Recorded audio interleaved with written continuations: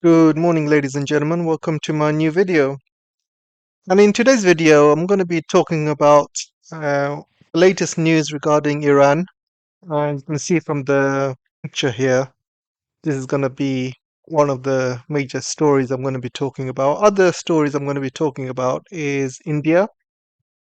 I'm going to talk to you about what's happening to India. And there seems to be some sort of explosion in India as well, in some sort of factory or a drone factory. Not sure 100%.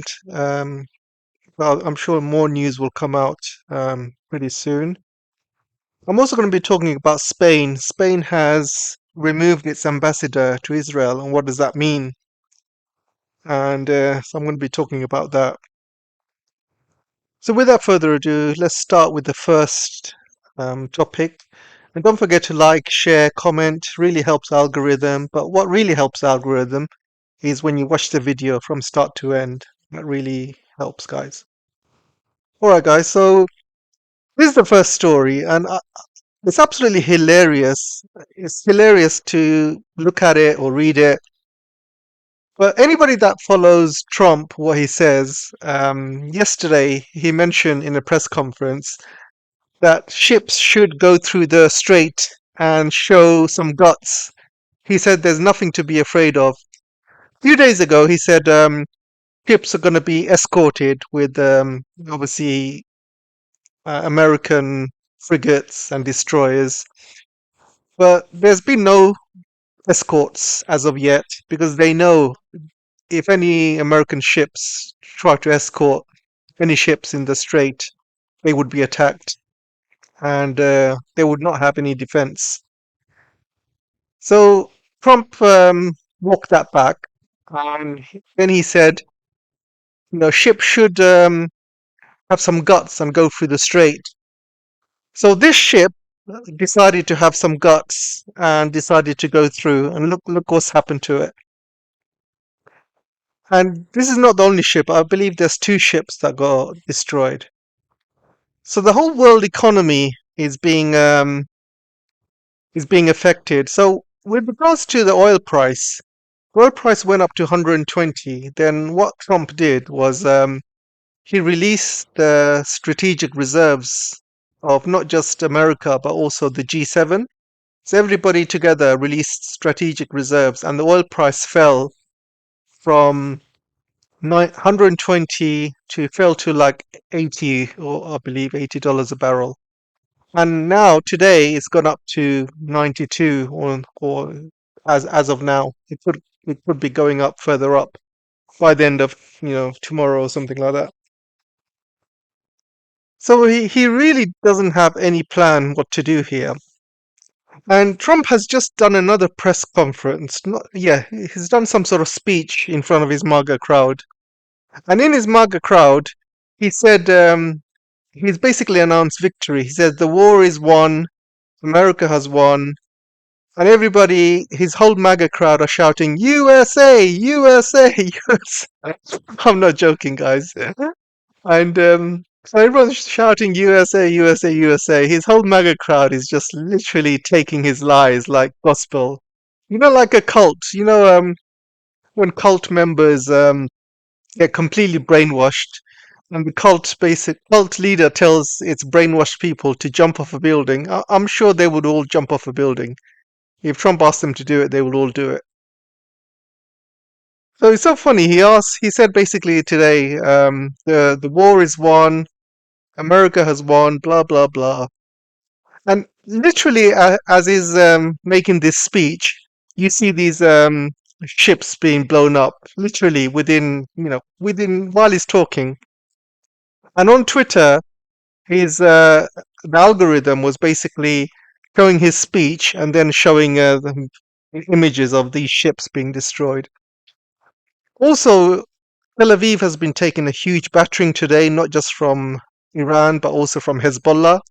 So Hezbollah has been very quiet over the last few months, and I think they've been stocking up on missiles and stuff, and now they're ready, and they've been firing back at Israel. And Israel has been using up its what's left of its anti-aircraft, anti-missile systems, PAC-3, Arrow, David Sling, you name it, they've all been depleted. I don't think Israel has much left in terms of anti-air stuff, guys. I think that, this war has already gone up to 12 days. And if you remember the last 12-day war, Israel has literally had depleted all their anti-air stuff. And they've been building up the anti-air stuff for decades. Decades Israel has been building up, and it's all gone in 12 days. And since then, they've been stocking up again, and now it's all gone again. So they do still have a few, but I'm pretty sure they have days, that will literally run out. So Trump is already declaring victory. So I don't think he's got an off ramp. I don't think he can easily walk away from this, because if Trump walks away right now and, without an agreement from Iran, the Strait of Hormuz is still closed. Iran would literally be much, much stronger position, because they would be seen as heroes of the Muslim world, heroes of the Middle East, and a lot of countries would respect Iran. And you will see a lot of countries ignoring American sanctions and trading with Iran. You will see that happening a lot more. Iran would have so much respect around the world that it stood up to a superpower. And you will see Iran's economy boom. Iran's economy will boom. Iran's military will boom. A lot of countries will buy Iranian military gear. A lot of countries will ask for Iran to provide them security, and things will change in the region. You will see all the American bases leave the region, and you will see a lot of Gulf countries start making friends with Iran, and they will probably ask them to provide them with security, same way America has provided the Gulf countries with security all these years. So that's what will happen if Trump walks away, and he will probably leave Israel in the lurch as well. If he walks away, Israel will be basically stuck without America providing them any support. So Israel will have two choices: either to carry on having this war with Iran, or it will have to back down as well and surrender and stop attacking Iran. I don't think Iran will stop, to be honest, because end of the day, America and Israel has killed its supreme leader. So obviously, a lot of people are very angry in Iran, and they know they are winning. They know America is absolutely, you know, it's losing in every way. Today there was a report coming out. I think Pentagon released a report in Congress. They said so far in 6 days, America has spent 11.6 billion in 6 days, which is the most expensive war in the history of America. And if this continues for another year, you know, 365 times 11, you can work out the maths, guys. It's going to be well over 1 trillion easily, and could be more. Could be more. So I don't think Trump has any off ramps, guys. I don't think he has anything. He can declare victory all he wants, but the reality on the ground, everybody can see. America is losing. Everybody, including his own MAGA, or not all of MAGA. Let's just say most of MAGA. There are some real low IQ MAGAs out there. So for Trump to really exit this war, he's going to have to give in to a lot of Iranian demands. Iran has released a list of demands yesterday, and what they really want is security guarantees that Israel and America are not going to attack Iran again. If they do some sort of ceasefire, what if America and Israel rearm? They rearm for 6 months or a year, and they start attacking Iran again. So that could happen. So what Iran wants, and rightly so, is security guarantees that they're not going to attack Iran again. And the only way they can provide security guarantees is if America leaves all its bases in the Middle East. empties them completely. So no military bases in Bahrain, Qatar, Saudi Arabia, UAE, Oman. So all the Gulf countries have to release all the American bases. So that's one way to provide a security guarantee. And the other way is not to have any radar installation, obviously no Patriots, no America hardware military whatsoever. Nothing, no radars, no nothing in any of the Middle East countries. So that's one way they said that their security will be guaranteed. The other way is they said they want some sort of compensation for the attack on Iran's facilities because they attacked first. So they want compensation to release the Strait of Hormuz. Otherwise, America will have to pay a lot more with the high oil prices, high inflation. So obviously, Iran wants compensation. They also want Gaza to be free. I believe that was one of their clauses. They said they want Trump's board of peace to be, destroyed because it's useless. They just want, Gaza back to its original borders, and they want Gaza to be free. They mentioned that as well. Those are the main ones. They also wanted, sanctions relief, and they also wanted the money that America has stolen from Iran. They got a lot of frozen funds. They want all of those frozen funds to be released, and things. And there's a few others, but those are the main things. The main thing is security. That's what Iran wants. Security guarantees that they're not going to be attacked again.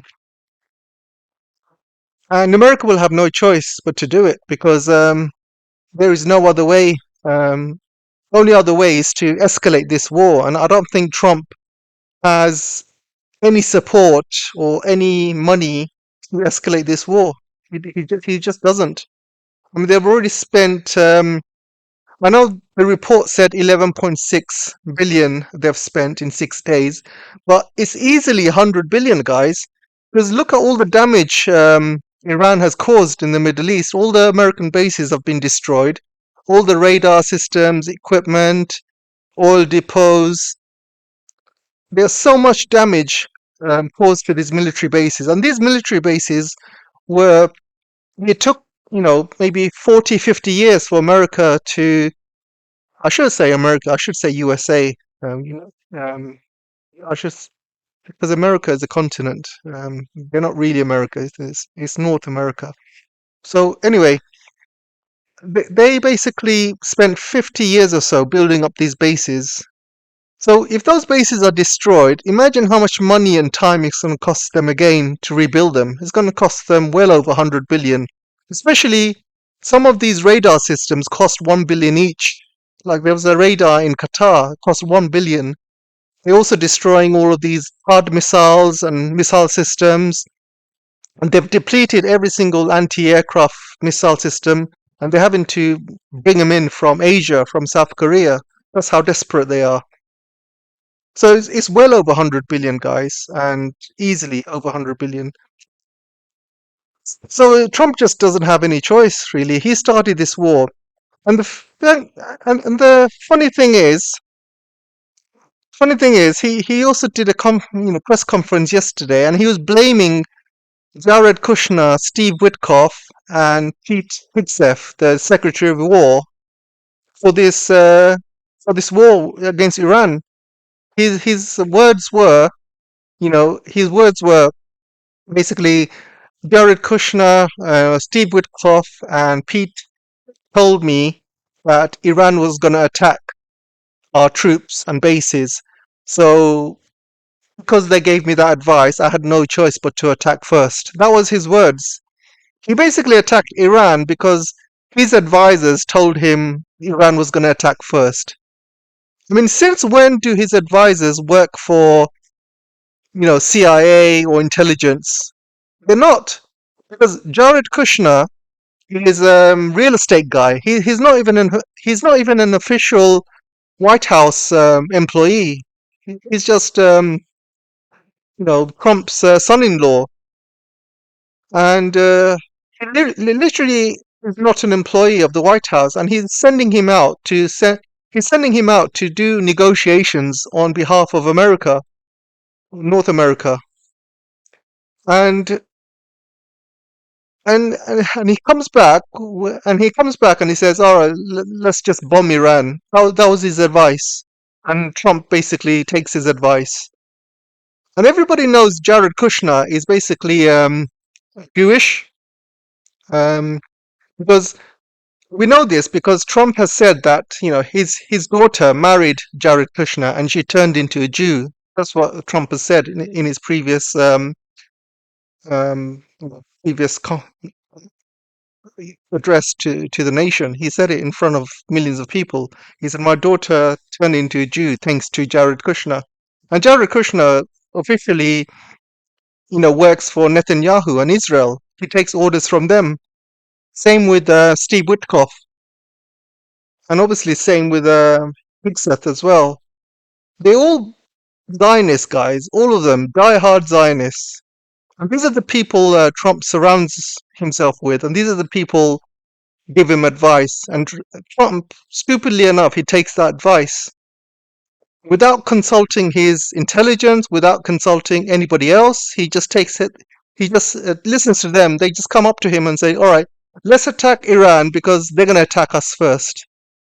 Can you imagine this excuse being used by any country around the world to start a war?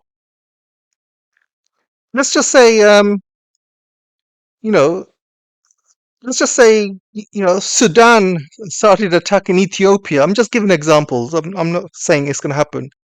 Let's just say Ethiopia started attacking Egypt, for example. And people asking, why did you attack Egypt? Because Ethiopia thought Egypt's going to attack first. So we basically started attacking them first.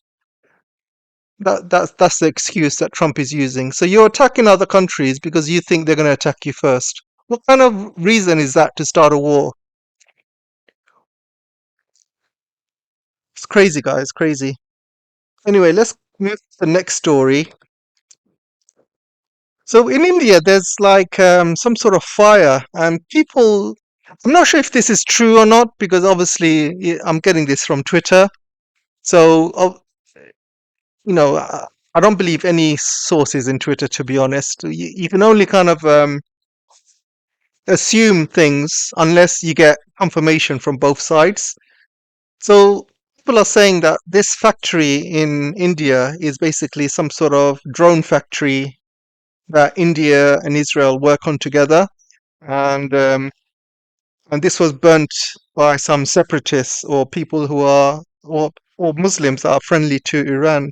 Because don't forget, India has a lot of Muslims as well. I think 400 million Muslims or 500 million Muslims. I'm not sure, but a huge number. And a lot of them are friendly and supportive of Iran. So yeah, we don't know yet, but I'll come back to this story once we have more details. But the real story I wanted to talk about is India running out of LPG cylinder gas. In India, they use these cylinder gases, and you can see people fighting over them. And they use it for cooking. They use it to heat water. They obviously use it to shower, toilets, and things like that. So it's huge for India. Look at them. They're literally running short. And people are saying that India has literally days worth of LPG gas, and because India doesn't really have a huge reserve, of gas or oil, and people are saying that India is probably going to last for days, and it's days because look at India's population, 1.4 billion people, and a lot of Indians will say, "Oh, that's our strength. We have 1.4 billion people. We are a superpower." But this is the problem. When you have 1.4 billion people and you run out of gas, how are you going to feed them? How are they going to cook? So, so that sometimes having a huge population is not really a good thing because when there's huge issues in the world, like now, when there's wars and when there's famine or when there's lack of energy, when there's no oil, when there's no gas, then your 1.4 billion people becomes not an advantage but a huge hindrance. So when people cannot eat or cook their food, cannot get proper water or energy, you're going to get massive revolt. And already you can see people fighting, which I showed you earlier. And this is just going to get worse as more and more gas runs out. And this has been a huge blunder for India, to be honest. You're going to see, oh my God, what the hell is happening here? This has been a huge blunder for India because Modi has decided to, you know, Modi has chosen a side, and it's with Israel and America. That's the side he's chosen. America has said that India are very good actors. When we tell them to stop buying Russian oil, they stop buying Russian oil. When we stop telling them to stop buying Russian gas, they do it. And then Modi goes to Israel to visit Netanyahu one day before Israel attacks Iran. And not only that, an Iranian ship gets destroyed because Modi's government shares the intelligence with Israel, and obviously Israel shares it with America, and they blew up that Iranian ship. And not one condemnation from coming out from Modi, not one. When the Grand Ayatollah Khomeini died, Modi was silent. When the ship was blown up, Iranian ship was blown up in Indian waters, Modi was silent.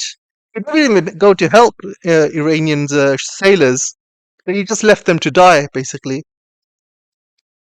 So rightly so. So what's happening now is Iran is letting through ships from Pakistan and Bangladesh. So both neighbors of India are getting ships through the Hormuz Strait.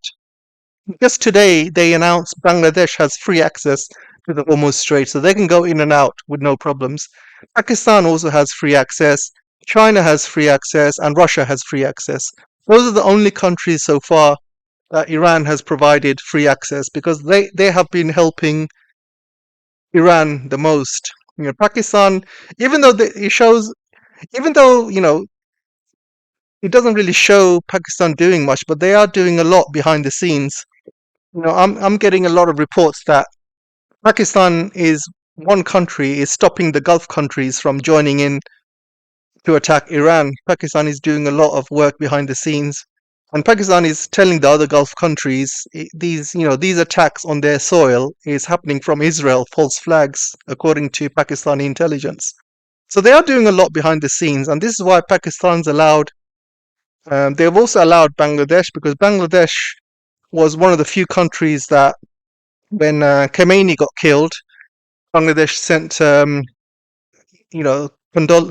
condolences, and you know and they were extremely sad about Khomeini's death, and so that's one of the reasons Bangladesh has been given free access to the Hormuz Strait.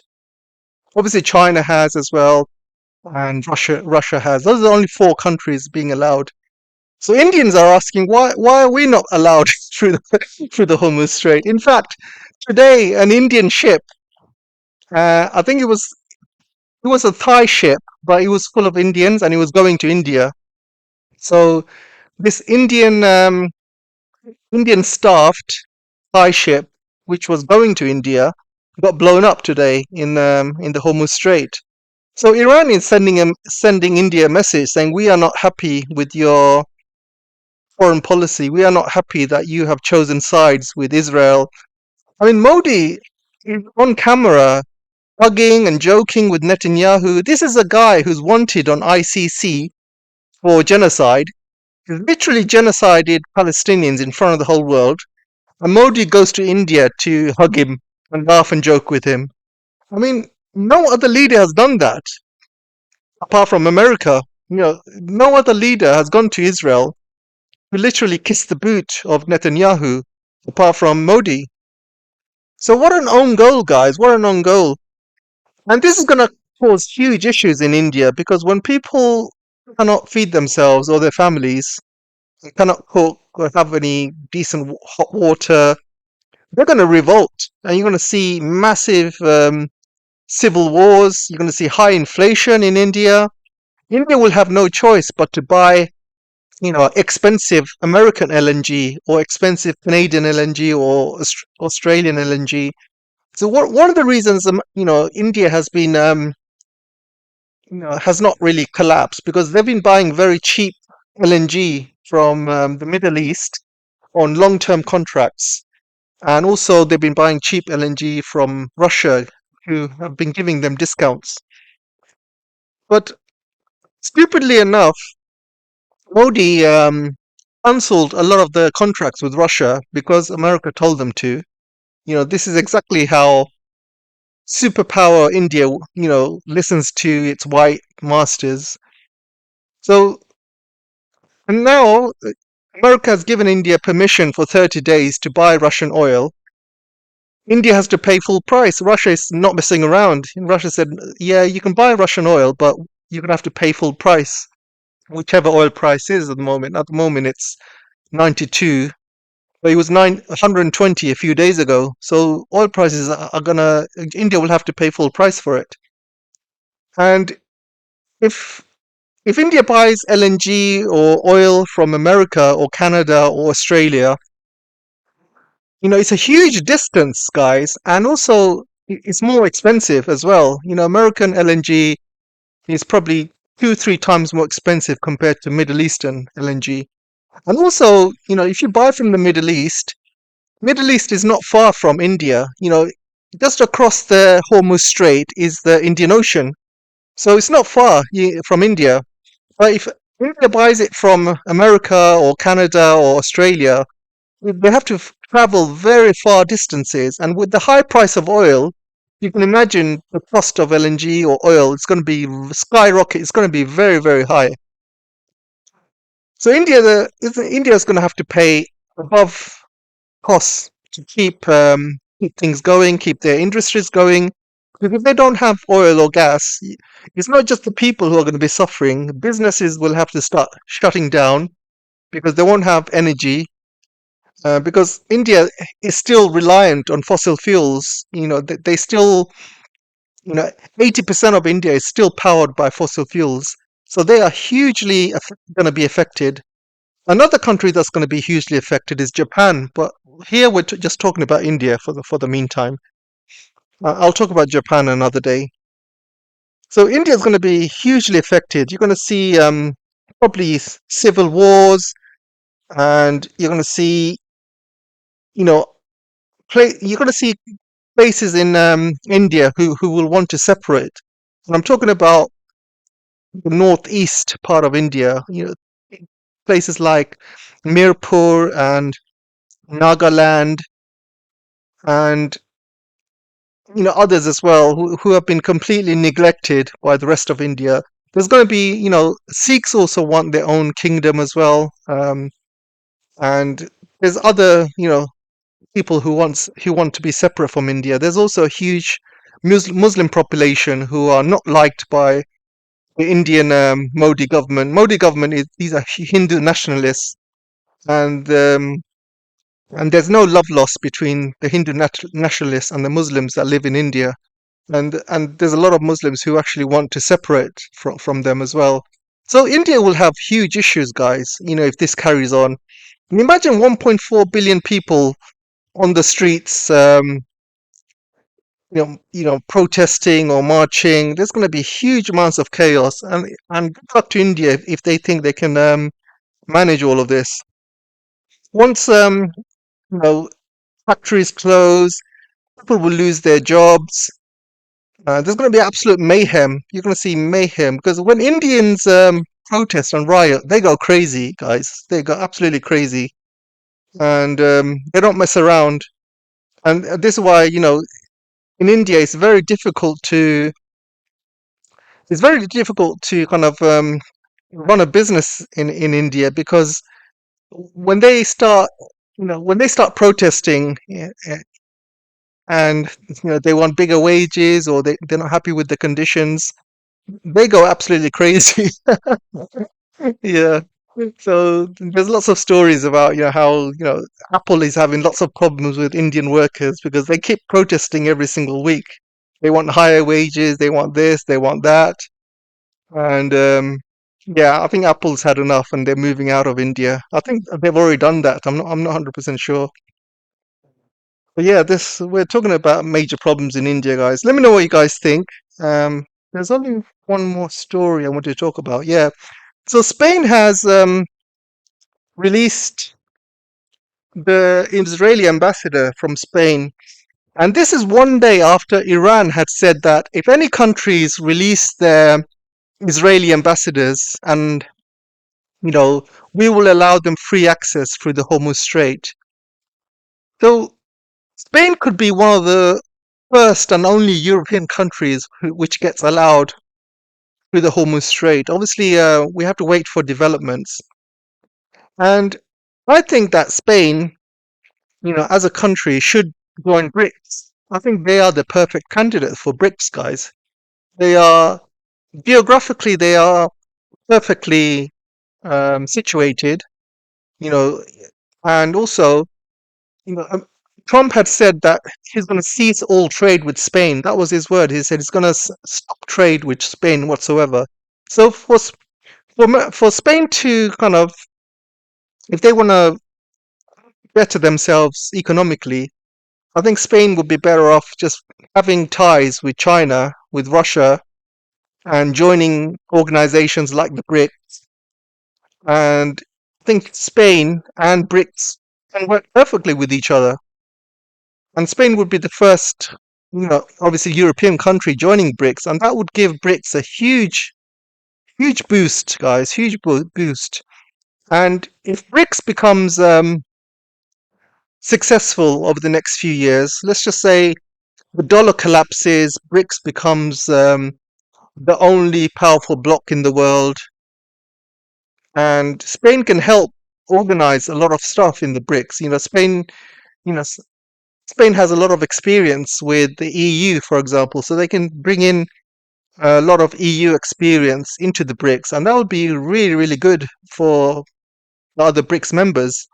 Because sometimes the BRICS needs a bit of organization because the countries that are running BRICS, obviously BRICS is a new organization, but it still needs a lot of work, guys. It's still early days. There's still a long way to go. BRICS hasn't even released its own currency yet, and people asking why is it taking so long. It's a very slow moving thing at the moment, but I think with Spain on board, it would provide huge benefits to the BRICS, and not only that, BRICS would automatically become, you know, prestige club that everybody wants to join because the first European country that's joined BRICS, and you're going to see other European countries will want to join. And then if other European countries want to join, you're going to see other like major countries who will want to join. We're talking about those countries that were very friendly to America once upon a time, but now they want to join BRICS. I'm talking about, obviously countries like Australia, Japan, South Korea, and stuff like that. But I'm just guessing to be honest. But yeah, I think Spain should join BRICS, guys. The whole thing is set, and I think if they do join BRICS, Spain would become a leader in Europe again. Spain's economy would just boost because Spain would be the only country who is part of EU, who is part of BRICS, who has very good trade relations with China, with Russia, and other BRICS countries. Spain would have a huge advantage, guys, huge advantage. So yeah, that's all I wanted to say for today, guys. So let me know what you guys think, and I'll see you in the next video. Take care for now.